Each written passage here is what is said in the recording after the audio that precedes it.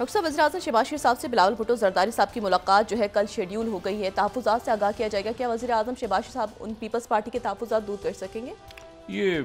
बहुत मेरे ख्याल से फ़ौरी मामला तय हो जाने चाहिए, जी। जो भी उनके मामला हैं आपस में वो तय हो जाने चाहिए। लेकिन बात यह है सारा कि ये सब इरेलीवेंट हो चुकी हैं सारी बातें, जी। और उसमें अभी तक लोगों को शायद यकीन नहीं आ रहा, बहुत से लोगों को तमाम दुनिया में जो ये हमारी एलीट ऑफ द एलीटेस्ट क्लासेस हैं ना, उनको यकीन नहीं आ रहा कि ऐसा हो सकता है। लेकिन ऐसा हो चुका है, अब उनको आहिस्ता आहिस्ता समझ में आनी शुरू होगी। तो अभी वो इनर्शिया में है पूरी दुनिया के, जो दूसरी जंग अजीम के बाद जो एक सेटअप बना था और उस सेटअप का हिस्सा बन गए थे, उसके बेनिफिशरीज रहे थे बहुत ज़्यादा। तो वो अभी आहिस्ता आहिस्ता इसको डाइजेस्ट कर रहे हैं कि ये वाकई ऐसा भी हो सकता है। स्कॉलरशिप्स, जंगें, एड्स के पैसे खा गए, उसके बाद जनाब खुदा जाने करप्शन, लॉबिंग फर्म्स, हुकूमतें गिराना बनाना, रिजीम चेंजेस, और ये मीडिया प्रोपेगेंडा सारा, उनको अब तक आहिस्ता आहिस्ता वो ये जो बिटर रियलिटी है ना, ये उनके सामने आ रही है कि ये सारी जो एक जनरेशन है ना, पूरी की पूरी जनरेशन, यानी इसमें आप जनरेशन जी को निकाल दें, जनरेशन जी तो, या उससे भी पहले के वो लोग हैं ना जो मुतासरीन में हैं, जिनको जो वो एलिट क्लासेस, यानी मैं इसको जनरेशन जी से तो नहीं कहना चाहिए, क्योंकि उसमें जाहिर है कि जो पिछले दौर में भी बहुत बड़ा तबका है आवाम का ऐसा जो कुचला जाता रहा है इस आलमी बदमाशिया के हाथों। लेकिन ये है कि वो आहिस्ता आहिस्ता इसको अब डाइजेस्ट कर रहे हैं कि ऐसा भी हो सकता है, ऐसा भी हो सकता है, ऐसा भी हो सकता है। अच्छा, ज़ेलेंस्की जो है, पहले वहाँ से शुरू करते हैं ना। ज़ेलेंस्की भी एक उसमें एक इम्पॉर्टेंट, आप समझे ना कि एक इम्पॉर्टेंट किरदार के तौर पे याद रखे जाएंगे हमेशा तारीख में। ज़ेलेंस्की जो है, वहाँ पे उन्होंने जो हमने मनाजिर देखे, बात भी हुई कल मुशाहिद हुसैन साहब से काफ़ी डिटेल में मेरी, और मुशाहिद साहब के साथ ये होता है कि वो गुफ्तगू में कोशिश होती है कि ज़्यादा से ज़्यादा उनसे बातें निकलवा ली जाएँ लिमिटेड टाइम में, तो वो फिर हम दोनों की अंडरस्टैंडिंग होती है कि उनसे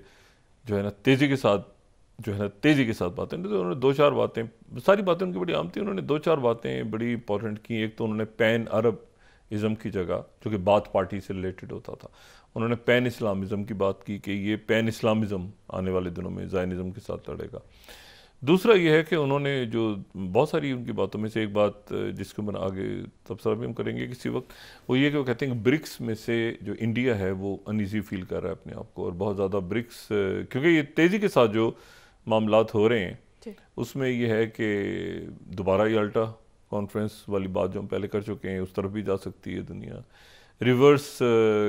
के जो निक्सन था पॉलिसी, उसके ऊपर मुशाहिद साहब ने भी कहा कि पॉसिबल नहीं है कि किसी तरह से भी चाइना और रशिया को लड़वाया जाए आपस में। तो ये तीन पावर्स वाली बात से उन्होंने एग्री किया कि ये मुमकिन है कि तीनों करें।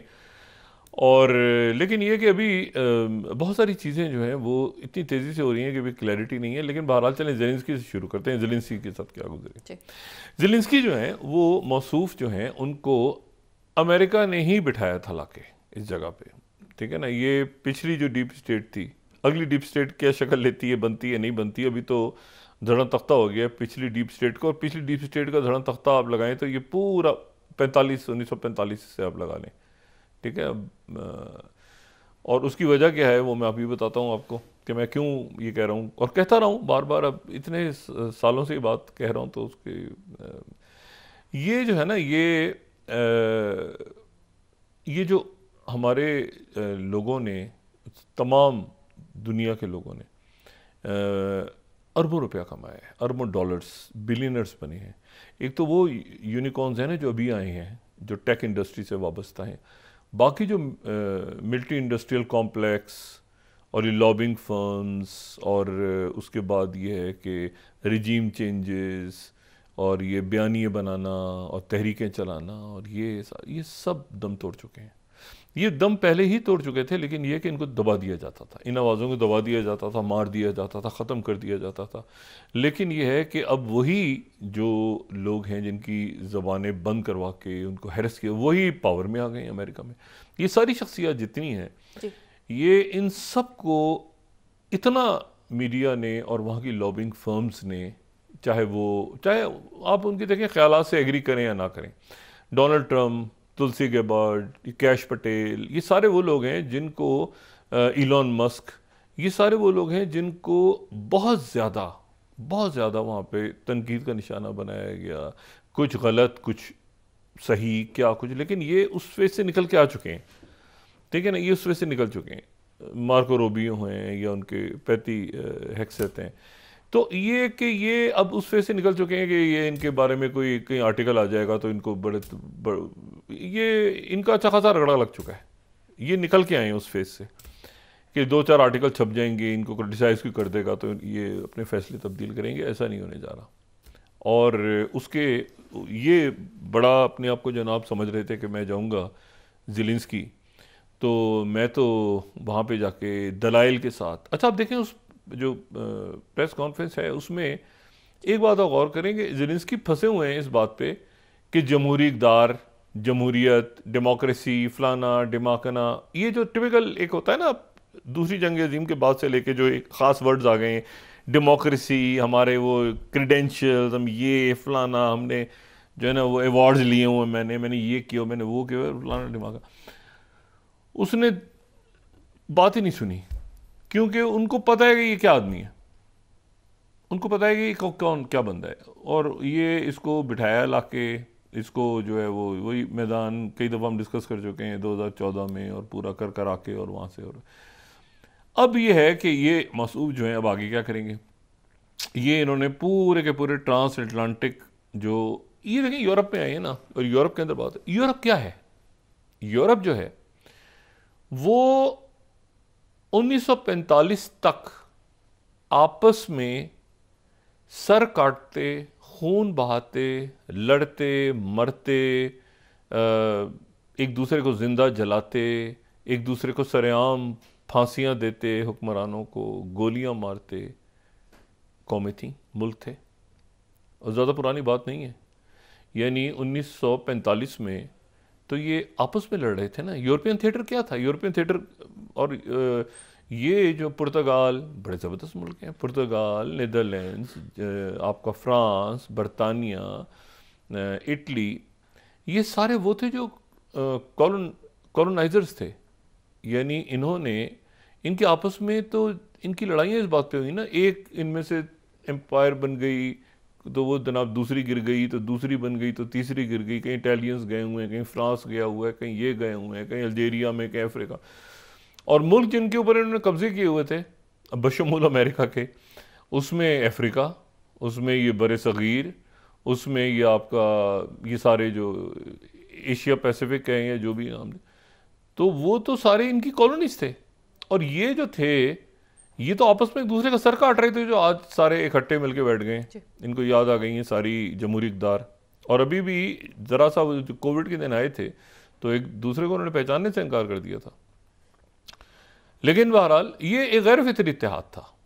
एक गैर फितरी इत्तेहाद था। कभी भी ये फितरी इत्तेहाद था ही नहीं यूरोप, जहाँ पर आपको पता ही नहीं कि यूरोप क्या है, फिर उसके बाद EU क्या है, फिर नेटो क्या है, फिर G7 क्या है, फिर G8 क्या है, फिर G20 बन गया, फिर ये बन गए, फिर उसमें छोटे छोटे और अलायंसेस बन गए। तो अब जो हैं वो, अब इनको समझ में आया है कि अब आगे क्या करना है। तो ज़ेलेंस्की जो हैं वो आज बरतानिया पहुँचे हैं, पॉपुलर लीडरशिप है, और बरतानिया जो है वो ये बहुत अहम फैसले करने हैं बरतानिया ने इस वक्त बतौर एक मुल्क के। और कीयर स्टारमर जो है वो, मैंने आपसे कहा ना, मकबूल एक, इन्हें अवाम के पीछे खड़े हैं, वो एक गैर मकबूल शख्स नहीं है, मकबूल। इनसे पहले जो गवर्नमेंट थी वो तो बिल्कुल हफ्ते हफ्ते 2-2 महीने बाद उनकी वज़ीर आज़म मुंतखब होके बड़े प्रॉपर कैलकुलेट, बड़े ज़बरदस्त आदमी। अच्छा, अब ये ज़ेलेंस्की इनसे मिलने के लिए बरतानिया पहुँचे हुए हैं, और ज़ेलेंस्की को गैर मामूली तौर पे वहाँ पे आप समझें कि रॉयल प्रोटोकॉल दिया जा रहा है बरतानिया में, गैर मामूली तौर पे। गैर मामूली तौर पे मैं इसलिए कह रहा हूँ कि एक तो उनकी प्राइम मिनिस्टर से मुलाकात हुई, प्राइम मिनिस्टर कीयर स्टारमर से उनकी 10 डाउनिंग स्ट्रीट पे बड़ी तवील मुलाकात हुई, और दूसरा जो अनयूजुअल है कि अचानक इनको दावतनामा मिला किंग चार्ल्स की तरफ से, ये बादशाह से मिलेंगे। अच्छा, जो किंग चार्ल्स हैं ये उनकी जब से उन्होंने बादशाह संभाली है गालिबन पहला कोई पॉलिटिकल एक्ट है जिसमें वो इन्वॉल्व हो रहे हैं। और ये उस वक्त इन्वॉल्व हो रहे हैं जब ठीक तकरीबन 2 या 3 रोज़ पहले बरतानवी वज़ीर आज़म उनका दावतनामा प्रेसिडेंट ट्रंप को दे चुके हैं और प्रेसिडेंट ट्रंप को कह चुके हैं कि बरतानिया हैं दूसरे स्टेट विजिट पे। अब ये जो किंग चार्ल्स हैं उनसे आज स्टेमर के लिए जो है वो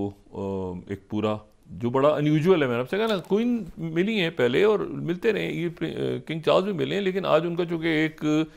अलग तरह से उनका स्टेट अब समझ लें कि उनका ये विज़िट बन गया पूरा, तो ये बड़ी एक गैर मामूली सी बात है। तो किंग भी उनसे मिलेंगे और बरतानवी वज़ीर आज़म में मिलेंगे। बरतानवी वज़ीर आज़म की प्रेसिडेंट ट्रंप से बात हुई है और प्रेसिडेंट मैक्रों की भी बात हुई है और जो इटालियन प्राइम मिनिस्टर हैं उनकी भी बात हुई है, जॉर्जिया मेलोनी की। और ये सारी शख्सियत जो हैं बरतानिया में मौजूद हैं। आज बरतानिया में 2 इवेंट्स हैं, एक तो ये ज़ेलेंस्की तो मिल रही है और ज़ेलेंस्की उसके बाद जाके किंग से मिलेंगे और शायद हो सकता है ये इस समिट में भी शरीक हो रहे हैं सारे, ये जो डिफेंस समिट हो रही है।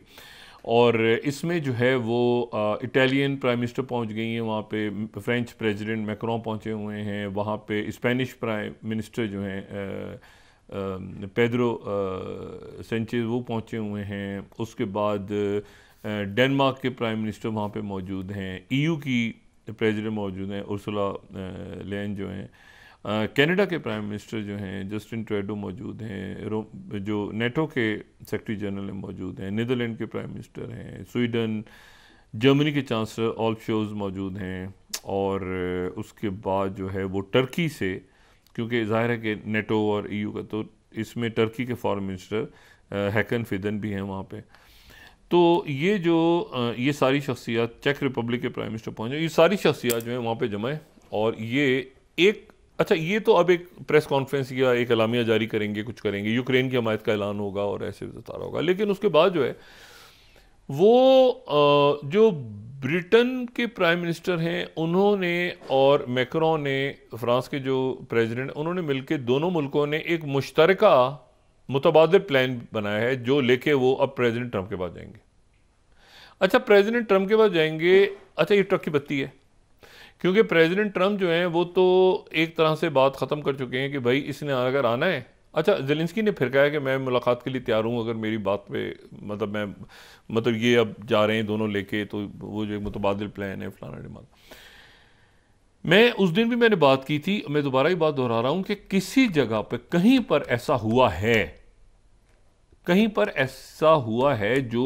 गपशप कह लें आप, ये बिहाइंड द डोर्स कोई बात हो रही है या विस्पर्स हो रही हैं, कहीं पर ऐसा हुआ है कि उस दिन मैंने ये बात की थी कि 100 साल का एक एग्रीमेंट बरतानिया ने साइन कर लिया है यूक्रेन के साथ। और वो 100 साल का जो एग्रीमेंट साइन किया है वो प्रेसिडेंट ट्रंप के 20 जनवरी को जो उन्होंने हलफ उठाया है उससे 3 दिन पहले साइन हुआ है, यानी 17 जनवरी को साइन हुआ है। और ये बड़ी एक अनहोनी बात है कि वो एग्रीमेंट जो जिसको हमने उस दिन दिखाया भी था अपने नाजरीन को, वो एग्रीमेंट 100 साल का वो साइन हो रहा है, उसमें डिफेंस पे बात हो रही है, उसमें टेक्नोलॉजी पे बात हो रही है, उसमें सरमायाकारी पे बात हो रही है, उसमें ट्रेड पे बात हो रही है, 100 साल का। और उसमें ये भी बात हो रही है कि उसमें सारा कुछ है, लेकिन एक उसका हिस्सा है जो शायद आवाम के सामने नहीं है, और उसमें कहीं रेयर अर्थ मिनरल्स हैं। ये वो बात है जो गपशप है पूरे यूरोप में भी और अमेरिका में भी कि ये कोई ऐसा मुआहदा बरतानिया ने दस्तखत कर लिया था यूक्रेन से, जबकि 3 दिन रह गए थे प्रेसिडेंट ट्रंप के हलफ उठाने में। अच्छा, 3 दिन रह गए थे, तो उस एग्रीमेंट के अंदर वो पूरा एग्रीमेंट आप पढ़ें, बार बार पढ़ें, गौर से पढ़ें, तो उसमें आपको कहीं लगेगा रेयर अर्थ मिनरल्स हैं भी है और नहीं भी हैं। मैंने कहा ना अभी बात घूम रही है अभी, क्योंकि रेयर अर्थ मिनरल्स नहीं है उसमें टेक्नोलॉजी का दोनों मुल्क ताउन करेंगे, दोनों मुल्क जो है वो मतलब बहुत कुछ है उसमें, लेकिन कहीं जहाँ टेक्नोलॉजी, साइंस, ये सारी, अब इसमें एक कहा जा रहा है कि इसका एक अलग से अपेंडिक्स जो है वो तो जो था वो गायब है और उसमें जिक्र है ये रेयर अर्थ मिनरल्स के वाले से, ये बरतानिया ने साइन किया हुआ, इसीलिए ज़ेलेंस्की वो साइन नहीं कर सकते अमेरिका के साथ, और वो बरतानिया जो है वो उनको लगा हुआ है कि ये क्या मुसीबत है ये अगर। अच्छा, ट्रंप वहाँ पर कहीं ये जिक्र हो रहा है कि भाई हमारी नॉलेज में है कि ये तो बरतानिया इसलिए आया हुआ कि इनको पता था कि 3 दिन बाद, और ये जेलेंस्की ने पहले जाके आइडिया सेल किया था ट्रंप को। जेलेंस्की ने पहले ट्रंप को आइडिया, उस वक्त ट्रंप जो है वो अपनी कंपेन चला रहे थे, तो जेलेंस्की जाके उनसे मिले और उनसे कहा कि ऐसा है कि अगर आप आ जाएं तो मेरे यहाँ रेयर अर्थ मिनरल्स हैं, उसमें आके आप जो है वो सरमायाकारी करें, हमारी हेल्प करें, ये करें वो करें। ये पहले आइडिया सेल किया ट्रंप को। उसके बाद ट्रंप जीत गए, और दरमियान में ट्रंप जीत गए और ट्रंप ने जब अपनी बात की शुरू में कि मैं ऐसे करूंगा डीओजी बनाऊंगा, ये सारे काम मैंने करने, तो बरतानिया और यूक्रेन ने जाके वो बरतानिया के साथ माहिदा 100 साल डिफेंस भी है, पैसे भी हैं, ये भी है, वो भी है, कैसे वो सारा कुछ कर करा के आ गए। अब वो गले पड़ गए इनके सारा।